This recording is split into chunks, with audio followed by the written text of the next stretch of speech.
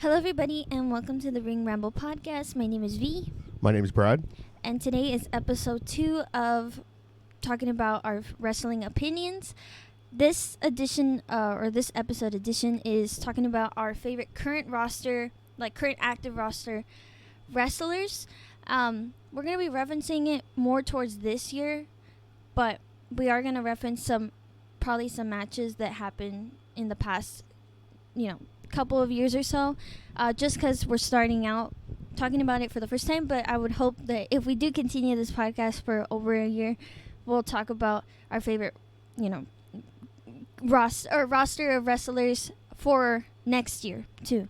So, do you want me to go first, or you go first? Or I'd like to start first. Okay, go ahead.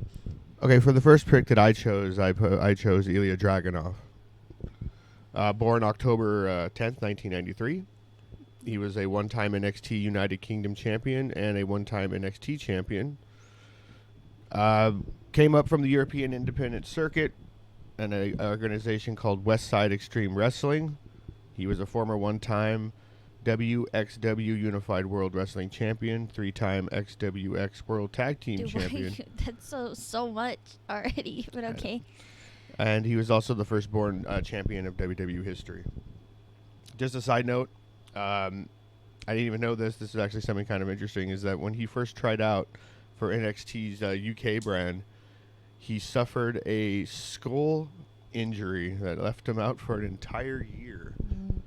And then he bounced back, and now look at him. Look what he's doing now. I really like him because of the hard-hitting aspect of his character. I like the fact that he's athletic, but he also shows a lot of emotion in the ring. So it looks like when he gets hit with something, he shows it. So that's something that I think is striking about him. Kind of reminds me of of AJ Styles or certain other wrestlers that have, the in-ring ability, plus at the same time he actually shows the emotion as well. And I think that the best match, in my opinion, was Walter Gunther versus Dragunov on the 29th of October episode of NXT UK. This was a very hard-hitting match, like most matches with Gunther and Ilya Dragunov. And it was Walter actually won the match due to referee stoppage. A rear naked choke was applied to Ilya Dragunov, and he passed out. And it gained a lot of critical acclaim, and even Dave Meltzer gave it a 5 out of 5 star match. Mm-hmm. And that's it for that one. Are you going to talk about his time right now or not? No. As of right now, I guess if I was going to say anything, I do like the fact that he's there. But from what I've said in a previous podcast, is just that I'd like to see him actually kind of be more involved in stuff. It seems like right now it's he's doing a few matches. There was the Braun Breaker situation where, he lost by the spear in the outside of the ring, and that was where the match was called by the referee. And then, obviously now Braun is now the Intercontinental Champion. So I think they're kind of letting this thing kind of marinate for him to actually come up. And I think he's going to be doing a very good job down the road. Okay, so my turn. My favorite active roster wrestler is Gunther. So as we know, I've talked about it before, or as most of us know, that he was NXT UK champ for 870 days, Intercontinental champion for 666 days, and is now the World Heavyweight champion. So evidently right there, he's had basically a whirlwind of a career, and the reason I put him at number 1 was because he has had the most consistently good matches without much of a need to change his wrestling stylistically. He is likely the most active wrestler on my list, and that's personally why I put him at number 1, because I felt like this year and for the next, he's just going to be, like I said, consistent. I mean, I'm pretty confident he'll still stay somewhere in my top 5. And, I'm going based off of who's been the most active and stuff. So you'll see later on when I talk about wrestlers, other wrestlers that I like too. They're not nearly as active, but they're still a current member. As for examples of Gunther's work this year or in recent years, like I mentioned in the favorite wrestlers of all time video, I believe that the matches he had with Ilya, like you said, they were best examples of Gunther's power. However, there was also instances of good matchups, like for example, the WrestleMania 39 triple threat match between him, Gunther, Drew McIntyre, and Sheamus for the Intercontinental Championship. That was a very hard hitting match too. I think like all Gunther matches are very, lots of slaps, lots of chops, and all that kind of stuff. So that's a good example. And I also want to kind of shout out the Damian Priest match at SummerSlam. The Damian Priest and Gunther match. That was a really great match, it was notable how different Damian Priest was wrestling in that match. Like he was just doing such a good job, and it just made it all the more impactful that he was fighting someone like Gunther. So I just wanted to give a different example of a match because, like I've mentioned the Ilya matchups before. That Gunther is my favorite current roster wrestler right now. And it's not that common that you see like these big dudes in WWE, at least as of lately. There's a reason why they're usually the more popular wrestlers. So yeah, he's an example of one of those kinds. All right, you go ahead. Well, I actually also picked Gunther as well, and I just basically agree with like a lot of stuff that you're saying. He is very well-rounded. I mean, every match he has, no matter who it's against, it is a good match of quality. Yeah. Not saying they're always going to be like the best, but it's quality. It's not like sloppy. Like it could definitely be worse. Like even if a match that he has that's not considered that great, it's still really good. Like in regards. And like, he brings out the best in everybody he wrestles against too, which is like the example of the Damian Priest match. Damian Priest is a good wrestler. Not saying he's not, but the thing is like when he wrestles against someone like a Gunther, like that's someone on that caliber, it makes Damian Priest a better wrestler. Yeah, and I want to add too, like basically based off what you're saying, because his character is just like that. He's just the powerhouse that everybody wants to like take down, and he's so like disciplined and stoic that like no one can get into his head really, or at least that well. And especially with such a wide roster now, so many people are striving to get up there to the top, especially now that he's World Heavyweight Champion. So he's just perfect in his character for making other people look good, like what you were saying. Yeah, agreed. I mean, it's just interesting because I was like looking up stuff about his like earlier on in his career, and even when he was in his earlier career, he was still a very dominant guy, but going under the name Walter, which is actually funny because that's his real name. And that's something that's not really used commonly, is that people go by their real name. It's just funny also that he had like certain names in his in the West Side Extreme Wrestling as Big Van Walter and Big Daddy Walter, which I thought was pretty hilarious. If I was going to sit here and say that one of the best matches, again, this would be another one against Ilya Dragunov, but this was the NXT TakeOver 36. This is actually when Ilya Dragunov actually beat Walter by submitting him with a third sleeper hold and ending his 870-day reign as champion. I mean, obviously hard-hitting, like all matches between those two. But that one particularly being the fact is that it's one of three people, Ilya, Sami Zayn, and Braun Breaker are the three people that have beaten him. And I don't think, if I recall correctly, no, actually, it's Ilya Dragunov. Well, Chad Gable does count. He did technically beat him, but Ilya Dragunov's the only one that actually has made him submit. That's true. Which I think is pretty impressive, since the fact you're not gonna. I don't think we're gonna see that again, and I hope if we do see that in the match, Ilya again. Let's hope that it's somebody that makes sense. Well, if it's Ilya again, yeah, that makes sense. That'd be pretty cool. Yeah. So that was my information on Gunther there. Okay, my second favorite is, to some people's surprise, Andrade. Although he hasn't been here for that long this year, since, his surprise appearance at the Royal Rumble 2024, the few matches he has had throughout the card nearly each week on SmackDown have been so good, which was expected because, I followed a little bit of his career back at NXT, not so much when he was in the main roster, because that was kind of more where the pandemic era was, and I wasn't really watching wrestling much. I watched a little bit, but not so much. So it was expected, though, that he was going to be just as good when he came back. And, yeah, he was. Keep in mind, I also didn't follow him in AEW much either. But, yeah, so far, each match that he's had has been really great. Even though we've seen, like, this hard-hitting kind of, luchador style before with him in the past. That break from WWE made it all the more refreshing when he came back, because I felt like his style was just so unique that it was something that the current roster really was missing. And that much is evident as he's been featured more and more each week, because, you know, fans were talking about his great performances on SmackDown, and particularly the rivalry starting off between him and Carmelo Hayes at Money in the Bank ladder match. So those matches that followed up, the match itself, the ladder match, I mean, they were the stars of that men's ladder match. I mean, because, you know, we all agree that the women's match overall was just better. Was better. But if we're going to point out, like, the best part of the men's one that did make it significant, it was those two guys together. And they complement each other really well. And, you know, they had a couple matches afterwards, and they're hinting at possibly another matchup soon, since Carmelo snubbed Andrade for the qualifying match against Santos. So, yeah, I'm excited for that. I think Andrade is just a really good wrestler. He's fast.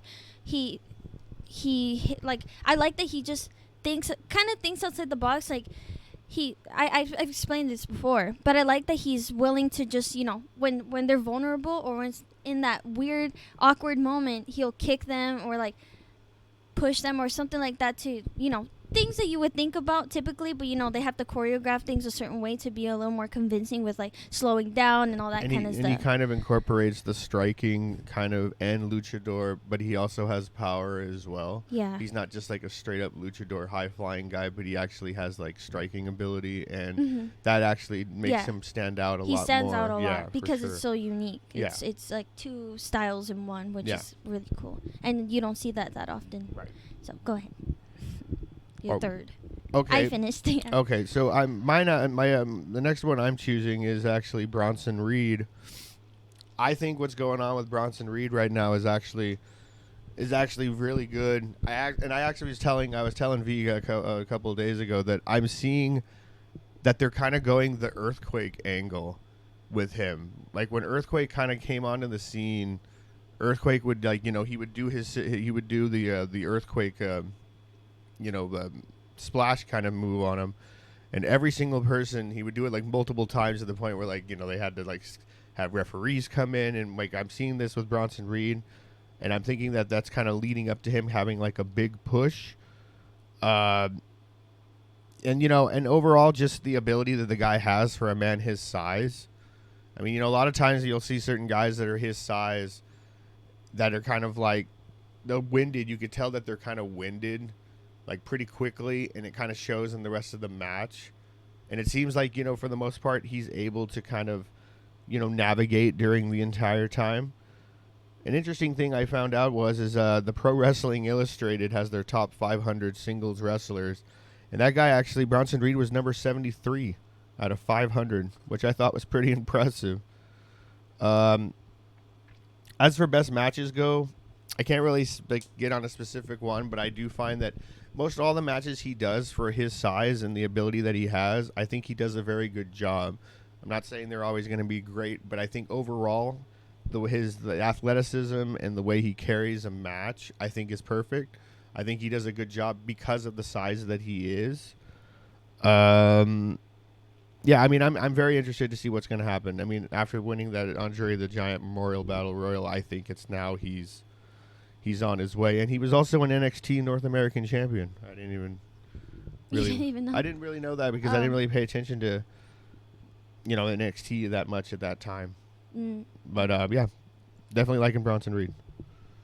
Cool. I also like him too, but Ilya Dragunov is my third pick. I know you already mentioned some things, but I have a little bit more to say, I guess, about Ilya in terms of how he is now. So, Ilya, I would say, is like an example of a wrestler, since being called up to the main roster, that the creative really want to be careful with, because he was just utilized so well in NXT, and for good reason, because, you know, he's just such a good wrestler. And I believe so far in the main roster, he has had some solid matches with the likes of, like, Ricochet, Braun Breaker, and not to forget that Shinsuke Nakamura was his first ever opponent. Right. The Braun matches, though, I would say, like, they went as expected, ending in a DQ. That's a sign that they just don't want Ilya to lose clean yet. And let's not forget that he also had a career in NXT earlier this year, and he put on some good matches there too. And I believe he's just consistently good, kind of like Gunther. I'm sure you could search up his name and get a good performance, kind of like Gunther again. Very true. Like those two, like, you know, we talk about their matches. They complement each other so well. They're on the same caliber, and it's crazy because they're completely different sizes and completely different people. But if I wanted to give you a solid example of a good match, Dijak versus Ilya Dragunov at last man standing match at Battleground 2023. Words could not describe how much I miss Dijak, by the way.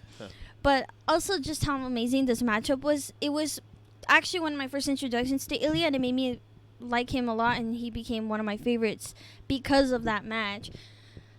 Yeah, it was, please, like, I highly recommend that match. If you have not seen it, go watch it. If you have Peacock, go, or I think they might have it on YouTube, but go and watch that match. That match was amazing. It was brutal. It was so hard hitting. I mean, like, Dijak does kicks, Ilya does the forearm, and like, it's just, and the selling. Oh, on top of that, I'm gonna talk about the selling. Ilya Dragunov is such a good seller in the ring. He will make you look so good in there. Like, what was the example of the match? He had a match in NXT. I don't quite remember who he fought, but his arm was all like messed up, and he was like holding it like to pretend like as if he got like, you know, he was stiff or like he was injured and stuff. He had to go out on a stretcher. Like, if you hit him, he'll like also done ragdoll. He's done the fingers too, Yeah. where he'll have his fingers look all like it's messed all just, up. messed up. He'll ragdoll when like he gets hit. Like, he's just really good at selling. Yeah, very good. Yeah, that's something I wanted to touch on because he, aside from being just such a good wrestler, he is also really good at selling as well. So, yeah, one of my favorites. Please watch the Dijak versus Ilya last standing match at Battleground 2023. Go ahead. The next one I have is actually, he's kind of been here and there, and that's is AJ Styles. I mean, I already said that he's one of my favorite wrestlers of all time. So I mean, I already kind of went over a lot of his things, but I just think that this is kind of like seeing AJ Styles where he's at now, and seeing that he's coming towards the end of his career, and being able to see him, you know, kind of like transition, like with his in-ring abilities still, like, you know, top notch, the way he's helping and carrying forth like other kind of matches with, like, you know, Cody Rhodes, like what he did with John Cena, all those matches he's been in since he's came in. And now the transition period, it's like he doesn't seem like he's slowed down. I'm liking the new, the more edgier kind of look that he has, and the fact that the shape he's gotten into at his age is very, very impressive. And he's being very disciplined about it. I would just like name a few matches that I think have been some really good ones for him. I mean, I think most of his matches are good, but I mean, so it was AJ Styles, John Cena, SummerSlam 2016, the Samoa Joe, and that was SummerSlam of 2018. And this last AJ Styles versus Cody Rhodes at Backlash in France was pretty damn good. Not only was it just because of the crowd interactions that were going on, it was a good match, even though it was an I Quit match, right? No, that was the second one. Oh, that was the second one. Match, okay, yeah. so I mean, like, yeah. I mean, I can't say nothing, but I can't say anything really negative about AJ. I think AJ Styles is an incredible wrestler, and I'm just glad that we get to see him a little bit longer before, you know, the time when he retires. All right. My next one is Jacob Fatu. I don't really think I need to say a whole lot. The guy is just destructive. And he's so fluid in the ring for being a bigger guy. And I would say, like, he is smaller now than how he used to be in the independents. But he is just that good that they make him the enforcer and the indestructible force of the bloodline. Nearly indestructible because, you know, he recently got injured. However, I honestly think that it's good timing because it will give Roman a run for his money when he comes back. Agreed. And if they play their cards realistically in the storyline, I think Fatu would beat Roman for just one match, and it would be true to the capabilities that he has and the power that they try to display from Fatu. I mean, because like Tama Tonga, for example, he came out and he was like the scary guy, and then suddenly he's just getting beat in every match. So I feel like if they they're truly treating Jacob Fatu obviously as much stronger than Tama Tonga and Tonga Loa, they really gotta let him beat Roman once. And I think that would, like, if they want to play the game slow and long, I feel like they need to let that happen for Roman to be kind of like, oh, damn, like, You don't. I got to think, change up something, or I got to get a squad or something like that, You don't obviously. think that maybe like he's gonna join Roman? Maybe. Well, he's a good guy in real life, right? He's a Jesus lover. He is But a good guy in he's a life. good guy in real life. I would not be surprised, but I just think his infatuation with the bloodline is much more evident than that of like Tama Tonga and Tangaloa. So it would be a little bit. It would take a long time, I feel like, for him to unravel and see the truth of the bloodline and switch sides. I think it would take a long time, unless he's just really faking it. That would be the only reason. But yeah, he's great. I know you have him as your Yeah, top. I chose him as well. I mean, I like the athleticism that he has. I like the character. I like the way he portrays himself. I think that stuff with the RKO, when Randy Orton was wrestling him and Randy Orton did his little hanging DDT, and he just gets up. Yeah, like And nothing. because you would see Randy Orton was about to bust out, his little his RKO thing when he starts to do the RKO where he starts hitting the ground, and he just looks up and he sees him just standing there. I thought that was one of the coolest things ever. I was exactly like, why I said indestructible. yeah, I was like, that was one of the greatest things I've seen, because every time that Randy did that move, dude, it was pretty much over, and just to Yeah. have him Just look up and like get up scream. and look at him, yeah, that was freaking epic. Yeah, Jacob Fatu is incredible. I'm liking everything. I'm liking what's going on. Me too. I would like to see where he ends up, though. I really believe that I think he's gonna betray Solo. Yeah, really I do. think that would help him in the long run if he were to switch sides. I feel like if if the bloodline were to like die out and stuff, what's left for the members there too? That's kind of hard to imagine. That's something I was thinking about a couple days ago. I was kind of wondering, like what happens if this bloodline angle thing goes away, and I'm wondering how many of those guys can actually have Pull on like their a own. substantial career after. Yeah, that's. And if I was gonna say anybody, I would say Jacob Fatu. Oh, definitely. Yeah, I mean, But I'm like, I as don't. for the other people. Yeah, I don't don't know.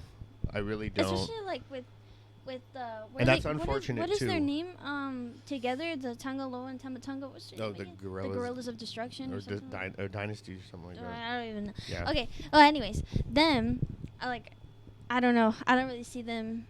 I see Tamatonga, but I don't want to dig into Tangaloa too much yet. Right. But he's botching, and I Yeah. just don't see Yeah. him improving Yeah. anytime soon. So He needs a lot of work. Mm-hmm. All right. Is it me? Yeah. All right. My last one is Obafemi. So, like Jacob Fatu, this guy is unbeatable, and I just don't see the title getting stripped from him anytime soon, and nor does anybody come to mind who could beat Oba for the NXT North American Championship. Not to harp on Dijak again, but he was legitimately the closest to taking it away, in my opinion. Like, Stand and Deliver, that match was a really good case for that. It was a triple threat between him, Obafemi, Dijak, and Josh Briggs, but forget Josh Briggs. That dude did not do much of anything, and no offense to Briggs fans, the minority that you probably are, likely, but he's just not that great. And Obafemi is just a super strong dude, and it's not likely you see someone that big and strong in NXT. Ignore that, it's my Tamagotchi. I don't know if you can hear it in this video. A guy as big as himself is just not common nowadays. I feel like we see a lot of smaller guys in NXT, and overall in general with the main roster, I've said before, like the bigger guys tend to be the most popular ones in the main roster, like Drew McIntyre, for example, Damian Priest. I believe when he goes to the main roster, Oba will finally get an equal challenge. And for those saying to mention it, to anybody thinking about Wesley possibly going for the North American Championship, or that he should have gotten it in the past, no, that's just not happening. I just don't. No, I'm so glad that now he's going after the NXT Championship. Finally, he realized that thing exists. So, yeah, Obafemi, I can't imagine anybody who would take it away from him. Can you? No. No. I mean, he's also one of my honorable mentions. Yeah, he's I would say that when he first came on to NXT and they was doing that, what was it, the contract? The men's breakout The tournament. men's breakout tournament. I remember when he walked out, I sat there and looked at V and said, that's the guy that's going to win. Yeah. And I sure picked enough- Tavion Heights. Yeah, and sure enough, I wasn't wrong, and I'm glad because that dude, He's great. he has the total package, dude. Yeah. His size, Great theme song. great theme song. He has a crowd interaction, which Yeah. obviously It's is really funny. Wakanda Forever kind of thing, The- but it's okay. But And for those who don't know that what we're talking about, like he'll speak. And He's they all- yeah. He's Nigerian or something. I think so. Yeah, Nigerian giant. That's what they call him. Oh, Yeah, I no, was that Omas? Whatever. Yeah, Okay, that's- he has the accent and Right. stuff, you know, for like African accent, and so when he speaks, every time he speaks, the crowd goes Ooh. woo Yeah. like that. So. It's pretty cool though when you pretty cool. see it. Yeah, He it's even really laughed. cool. He even laughed the first time the first that it time, happened. yeah, he laughed. Yeah, it was cool. It was Yeah. really cool. I mean, I like this. I like the power that he has. I like that You like he his can. necklace? His necklace is cool. Yeah. I like that he mixes up with like the lighter wrestlers, and he can mix up with them well. Mm. It's not like I mean, yeah, he's overpowering in times. You know, he can show his power, but he also has finesse too. Let's not forget too when he won the championship, he went against Dragon Lee. And That's true. So he just threw the guy around. That's true. Everywhere. That's true. He did, but Dragon Lee could take it. I mean, so yeah, it was. Yeah, Obafemi, man, is good. I'm looking forward to see how he would go up in the main roster, but I just hope that when he goes up to the main roster, they respect, like, you know, his character and not have him go up there and just get completely bombarded. Exactly. And my dream match though is right now Gunther and versus Obafemi at some point. I think that would be so. That would be freaking something. cool. Yeah, that would be something to see. I would like to see how they build to that, though. Exactly. Do you want to just go in a row with the? Sure. Yeah, we'll do that. Sure. Go ahead. Well, like I said, Obafemi was one of my honorable mentions. Mhm. The second, another one I would say is Joe Coffey. I mean, He's cool looking. he's cool. I like the Gallus. I like all that stuff. I like the hard hitting kind of like style that he has. Joe Hendry, I think, is on fire. I think that as goofy as it may be, it's like it works. I mean, his whole character works. Now Trick Williams, you know, still think he's great. Love Trick Williams. Tommaso Ciampa, obviously, and Johnny Gargano, dude, for sure. Mr. Wrestling, dude. Yeah. Like those are the guys right now. I think those are the people right now that I think are doing a very good job currently. I mean, you have a lot of obviously- NXT guys. well, yeah, but I mean, I could sit there and say things like, I could say Drew McIntyre, I could say CM Right, Punk. exactly. I was could gonna say- totally I could mention say that. those guys, but the thing is the truth is these are those are top stars. Yeah, they have their spot Right. secured already. So you already know that, like, what they're gonna do. They're gonna get the good storylines. They're gonna get the good angles. I'm talking about like guys that are taking what they are given and they do a good job with it. And that's why, like, Joe Coffey, you know, he doesn't have a great story. I mean, his story doesn't really have a storyline, but it's like when he's involved in something, it's Yes. a good match. Joe Hendry obviously is doing. He's got his character. He's Got got it, yeah, everything. he's doing it. Trick Williams is obviously, you know, right now he's kind of in a little Slum, down, a little, like a yeah. slump right now, but it's still like He's the still crowd great. still likes him. And then even though Tommaso Ciampa and Johnny Gargano lost their title, you still know that like whatever those guys are gonna touch or do, it's gonna be good. So like that's why I'm saying like I could mention these other people. Yeah, that thank we you for all mentioning know. that. Because I was gonna say, like, to anybody who is like, what about Cody? What about Right, Drew? exactly, What about yeah. I no? mean- Like, this is not like of course everybody's just gonna Yeah. universally like these guys. It would be but ridiculous. we want to give more of a platform or more of a acknowledgement to the details of these wrestlers that aren't so mentioned. I mean, yes, they're popular to Yes. some degree, but I don't think they're nearly as popular as those other guys. And this is all not to say that we don't like those other guys either. This is just to say that Right, these yeah, are man, totally, these are great totally people. like all those guys that are like the big guys, Yeah, the top exactly. people. But yeah, like you said, they have more of the storyline. They take up most of the airtime. Yeah. These are people that just don't as much partially, but And just a little quick thing. That's why I really have a lot of big props. That's why I put Bronson Reed as like one of those people because Bronson Reed put himself in a place to get people talking when he did his when he was doing his tsunami to Seth Rollins on Oh, those yeah. multiple occasions. that was something that I was like, creative said, this is what we're going to give you. We're going to give you some time with Seth Rollins. Go. And he probably was all like, all right, this is what I'm going to do. And it was a good idea. Yeah.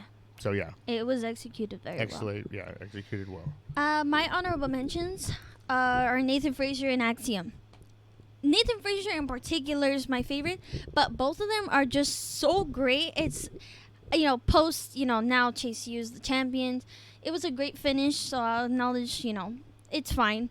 But, these two just have such a great future ahead of them. They're like, Nathan Frazier in particular, he's just so fast. He's great at flipping. He's great at doing a whole bunch of stuff. He's just a really great high flyer.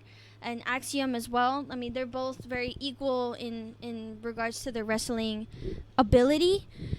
The matches between them and the Rascals as the most recent, the two recent NXT shows after this most recent one, those matches were just fantastic. I mean, they need to go against more people that are high flyers like them as well. Agreed.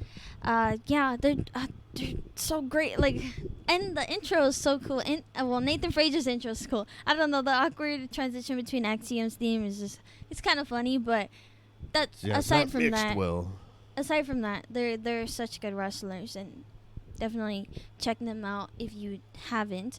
I know not a lot of people watch NXT as compared to just the main roster stuff like SmackDown and Raw. So for anybody who is listening who only watches SmackDown and Raw, these the wrestlers that we mentioned from NXT are people you should give a chance to check their stuff out. They are the future. They are the future. They will be coming soon. So just know what's coming next for WWE.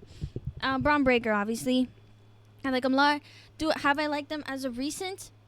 Not quite. Just more of the storyline that he had. Yeah, not quite. His matches haven't been going like they used to be in NXT, which made him so great.